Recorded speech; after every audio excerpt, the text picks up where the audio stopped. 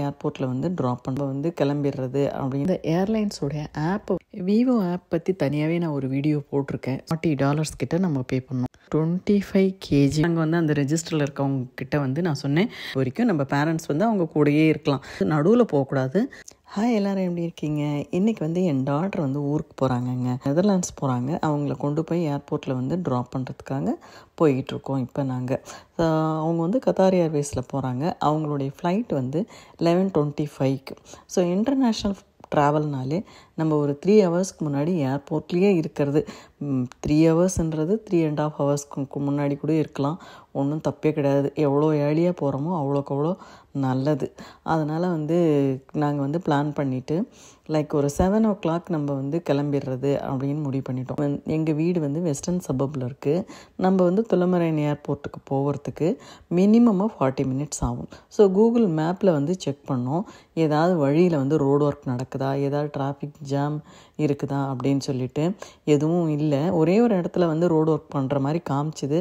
அது எங்களுக்கு தெரியும், அது ஒரு சின்ன ரோடு ஒர்க் தான், அதனால் ஒன்றும் பெரிய இஷ்யூ இல்லைன்னு சொல்லிட்டு நாங்கள் கிளம்பிட்டோம். லேசாக மழை வேறு தூறல் போட்டுக்கிட்டே இருந்தது. இது சம்மர்ன்றதுனால மழை வந்து சில சமயம் வர மாதிரி இருக்கும், ஆனால் வராது. எப்பயுமே நம்ம ட்ராவல் பண்ண போகிறோன்னா ரொம்ப கம்ஃபர்டபுளான ட்ரெஸ்ஸு வந்து நம்ம போட்டுக்கணுங்க.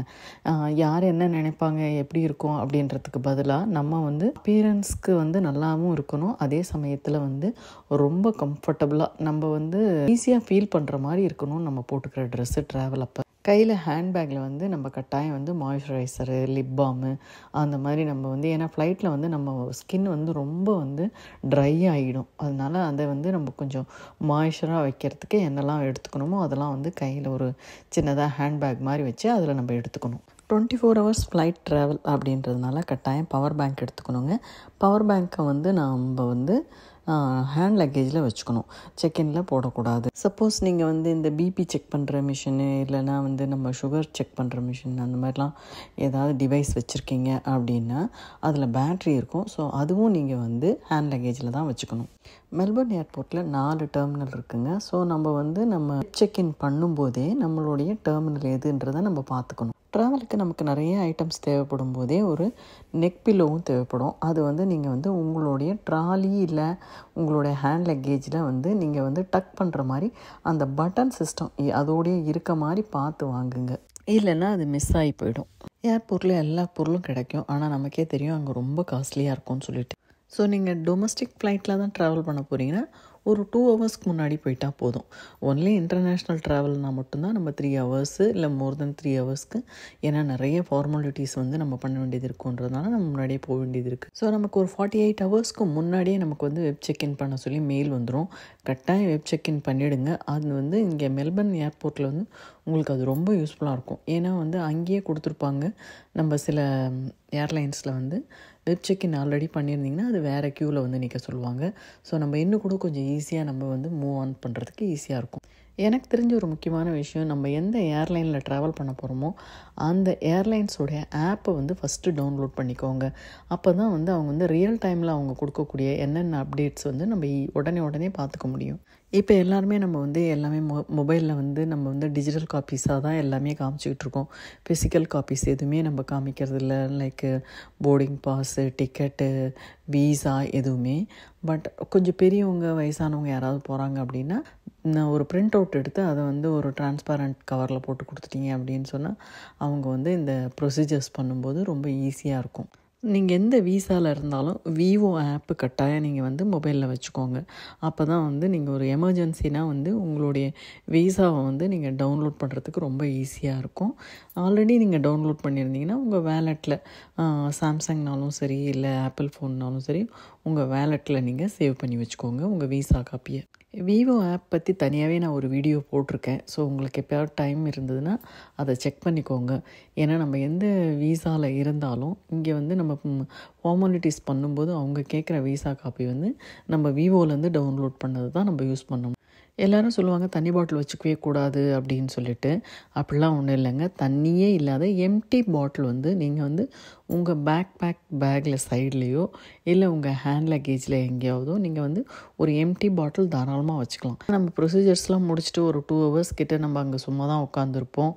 இல்லை வந்து நீங்கள் வந்து ஃப்ளைட்லேருந்து இறங்கி டிரான்சிட்லாம் பண்ண போகிறீங்க அப்படின்னா அந்த டைமில் வந்து உங்களுக்கு தண்ணி இருந்தது வந்து பிடிச்சி குடிக்கிறதுக்கு பாட்டில் இருந்தால் ரொம்ப யூஸ்ஃபுல்லாக இருக்கும். ரெஃப்ரெஷ் பண்ணுறதுக்கு வந்து நம்ம டிரான்சிட்டில் வந்து நிச்சயமாக வந்து டாய்லெட்ரிஸ்லாம் தேவைப்படும். அந்த டைமில் வந்து நம்ம வந்து என்னென்ன எடுத்துகிட்டு போகணுமோ அதெல்லாம் வந்து தனியாக நீங்கள் ஒரு பேக்கில் போட்டு வச்சுக்குவீங்க. ஆனால் வந்து எதுவுமே 100 mlக்கு மேலே போகாமல் பார்த்துக்கோங்க. ஏர்போர்ட் நம்ம இப்போ ரீச் ஆகிட்டோம். ஸோ பார்க்கிங்கில் லெவல் 2ல் கார் விட்டாச்சு. ஆக்சுவலாக வந்து நம்ம லெவல் 1க்கு தான் இப்போ நம்ம போகணும். ஸோ நம்ம லிஃப்ட் யூஸ் பண்ணி நம்ம கீழே லெவல் 1க்கு போகிறோம். பார்க்கிங் வந்து எப்பயுமே வந்து மெல்பர்ன் ஏர்போர்ட்டில் ரொம்ப எக்ஸ்பென்சிவ்ங்க.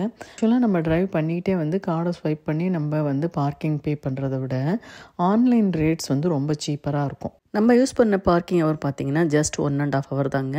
அதுக்கு வந்து அரௌண்டு $40 கிட்ட நம்ம பே பண்ணோம். ஸோ ஏர்போர்ட்டுக்குள்ளே நுழைஞ்சோடனே டிஸ்பிளே போர்டில் வந்து நம்ம போகிற அந்த ஏர்லைன்ஸோடைய எந்த இடத்துல நம்மளுக்கு வந்து அலாட் பண்ணியிருக்காங்கன்னு பார்த்தோம். இந்த ABCDEFல வந்து Nல் இருந்தது. ஸோ நேராக அங்கே போக வேண்டிய எல்லா கத்தார் ஃப்ளைட்ஸுக்கும் ஒரே இடத்துல தான் அவங்க வந்து ரெஜிஸ்டர் வந்து ஓப்பன் பண்ணியிருந்தாங்க. ஸோ மேலே பார்க்கும்போது economy, business class plus priority, அதுக்கப்புறம் வந்து வெப் செக்இன் ஆல்ரெடி பண்ணியிருந்தவங்களுக்கு ஒரு க்யூ. ஸோ இந்த மாதிரி 3 விதமான க்யூ இருந்தது. எக்கானமியில் புக் பண்ணவங்க வந்து வெப் செக்இன் பண்ணாதவங்க வந்து ஒரு க்யூவில் நின்னாங்க. பிஸ்னஸ் கிளாஸு, அப்புறம் குழந்தை வச்சுருக்கவங்க, வயசானவங்க, அந்த மாதிரி சம் ப்ரிவிலேஜஸ் இருக்கவங்க வந்து ஸ்பெஷல் க்யூவில் நின்னாங்க. ஸோ நாங்கள் ஆல்ரெடி வீட்லேயே வெப் செக்இன் பண்ணிட்டோம் அப்படின்றதுனால இங்கே வந்து நம்மளுக்கு வந்து ரொம்ப ஈஸியாக இருந்தது. நமக்கு இங்கே ஒரு சின்ன பிரச்சனை ஆகிடுச்சு. என்னென்னா வந்து டிக்கெட் புக் பண்ணும்போது 25 kg வந்து செக்இன்னு, 7 kg வந்து ஹேண்ட் லக்கேஜு, அது மட்டும்தான் அலௌடு. சில ஏர்லைன்ஸில் வந்து நம்ம பின்னாடி வச்சுருக்க அந்த லேப்டாப் பேக் வந்து கன்சிடர் பண்ண மாட்டாங்க. அதை ஃப்ரீயாகவே அலோவ் பண்ணிவிடுவாங்க. இல்லை நம்ம வந்து ஒரு ஹேண்ட்பேக் வச்சுருப்போம், அதையும் அலோவ் பண்ணிவிடுவாங்க. ஆனால் இவங்க வந்து செக்இன் லக்கேஜை வந்து வெயிட் பண்ண போது 25 kg + 200 grams இருந்து அதை வந்து அவங்க ஒரு பெருசாக நினச்சிக்கல. பட் ஹேண்ட் லக்கேஜ் வந்து 7 kg ஆல்ரெடி நாங்கள் வீட்லேயே நாங்கள் வந்து வெயிட் போட்டு பார்த்துட்டோம். 7 kgக்கு ஒரு 100 grams கம்மியாக இருந்தது. அது இல்லாத பேக்குன்னு சொல்லிட்டு ஒரு பேக் வந்து பாப்பா வச்சுருந்தாங்க. அதில் வந்து லேப்டாப்பு, அதோடைய சார்ஜரு, அவங்க படிக்கிறதுக்கு ஒரு புக்கு, மொபைலோட USB, அப்புறம் ஒரு ஃபேஸ் டவல், இது மட்டும் வந்து ஒரு 3 கிலோ கிட்ட வந்துருச்சு.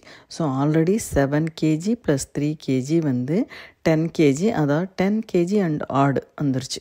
ஸோ அவங்க என்ன சொல்லிட்டாங்க அப்படின்னா, நீங்கள் வந்து 3 கிலோ கம்மி பண்ணுங்கள், ஹேண்ட் லக்கேஜ் வந்து 7 kg தான் அலோடு அப்படின்னு சொல்லிட்டாங்க. இதனடா மதுரைக்கு அந்த சோதனைன்னு அப்படி யோசிச்சுக்கிட்டு இருந்தோம். ஏற்கனவே ஒரு நாள் வீட்லேயே நம்ம வந்து டிஸ்கஸ் பண்ணும்போது ஸ்டூடெண்ட்ஸ்க்குலாம் ஏதோ ப்ரிவிலேஜ் இருக்குதுன்னு சொல்லிட்டு, ஆனால் நம்ம எடுத்துகிட்டு போகிறது மினிமம் லக்கேஜ் தானே, எதுக்கு அதெல்லாம் போய் நம்ம பார்த்துக்கிட்டு அப்படின்னு சொல்லி விட்டுட்டோம். அப்புறம் கடைசியில் வந்து இங்கே வந்து ஒரு ஸ்டூடெண்ட்டுக்கும் USIன்னு சொல்லிட்டு ஒரு யூனிக் நம்பர் கொடுத்துருக்காங்க. ஸோ உடனே நாங்கள் வந்து அந்த ரெஜிஸ்டரில் இருக்கவங்க கிட்ட வந்து நான் சொன்னேன், ஷீ இஸ் எ ஸ்டூடெண்ட் அப்படின்னு சொல்லிட்டு. அப்போ உடனே அவங்க வந்து அந்த USI நம்பர் கேட்டாங்க. அப்புறம் அதை வந்து அவங்க அதில் போட்டு செக் பண்ணாங்க, whether she is a currently studying அப்படின்னு சொல்லிட்டு. ஆமான்னு தெரிஞ்சதுக்கப்புறம் ஓகே ஸோ அதுக்கு பார்த்தா அதுக்கு நிறைய பெனிஃபிட்ஸ் இருந்திருக்கு. அதில் வந்து அவங்க சொன்னாங்க, you are allot to take 10 kg extra அப்படின்னாங்க.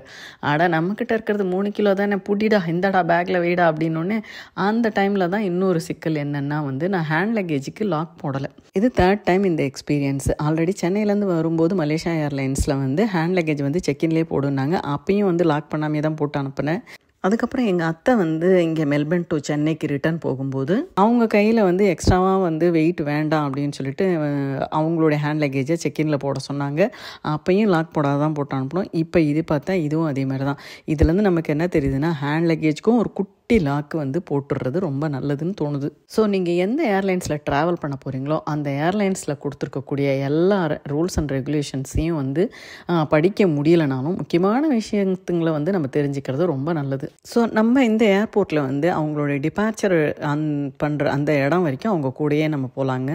அதாவது வந்து செக்யூரிட்டி செக்குக்கு அவங்க போகிறாங்க இல்லைங்களா, அதுக்கு முன்னாடி ஸ்டெப் வரைக்கும் நம்ம பேரண்ட்ஸ் வந்து அவங்க கூடயே இருக்கலாம். ஒரு நல்ல விஷயம் இல்லைங்க. ஸோ நம்ம மாதிரி கூட வராதவங்களுக்கு வந்து இந்த மாதிரி எக்ஸ்ட்ரா வெயிட் அதிகமாகிடுச்சு அப்படின்னு சொன்னால் அங்கேயே வந்து வெயிட் போட்டு பார்க்குற நிறைய ஃபெசிலிட்டி இருக்குதுங்க. செல்ஃப் செக்இன் பண்ணிக்கலாம். ஸோ கடைசி வேறு வழியே இல்லாமல் தூக்கி போட்டு போகணும் அப்படின்றது இருந்ததுன்னா அங்கேயே பெரிய பெரிய பின் வச்சுருக்காங்கங்க. ஸோ என்னுடைய வீடியோஸ்லேருந்து உங்களுக்கு ஒரு சின்ன இன்ஃபர்மேஷன் கிடச்சிருக்கு அப்படின்னா கட்டாயம் சப்ஸ்கிரைப் பண்ணுங்கள், ஷேர் பண்ணுங்கள், ஒரு லைக் கொடுங்க. ஏன்னா தமிழில் பேசி ஆஸ்திரேலியாவிலேருந்து நான் போடுற இந்த வீடியோ வந்து உங்களுக்கு யூஸ்ஃபுல்லாக இருக்கும், எனக்கு அது மோட்டிவேஷனாக இருக்குங்க. ஏர்போர்ட்குள்ளே எல்லா ஷாப்ஸும் இருக்குது, கெஃபே இருக்குது, மெக்டொனால்ட்ஸ் இருக்குது, ஒய்ஃபை ஃபெசிலிட்டி இருக்குதுங்க. ஓடிபிலாம் கேட்காது, நம்ம ஈஸியாக அதை கனெக்ட் பண்ணிக்கலாம். பஸ்ஸு நீங்கள் சைடில் பார்க்குறீங்க இல்லைங்களா, இதுக்கு பேர் ஸ்கை பஸ்ஸு. நம்ம இந்த ஏர்போர்ட் வர்றதுக்கு நமக்கு ஒன்று இந்த ஸ்கை பஸ்ஸில் வரணும், இல்லைன்னா நம்ம ஓன் காரில் வரணும், இல்லைனா டாக்ஸியில் வரணுங்க. ட்ரெயின் ஃபெசிலிட்டி கிடையாது. ஒரு நிமிஷம் இருங்குங்க. இந்த பார்க்கிங்கில் இந்த 2 எல்லோ லைன் எதை குறிக்குது அப்படின்னா, நம்ம வந்து இப்படி நடக்கும்போது நடுவில் போகக்கூடாது. நம்ம காரை வந்து பார்க் பண்ணிவிட்டு இந்த மாதிரி எல்லோ லைனுக்குள்ளே மட்டும்தான் நடக்கணும். அதுக்காக தான் இந்த எல்லோ லைன் கொடுத்துருக்காங்க. Thanks for your support and thanks for வாட்சிங். பாய்.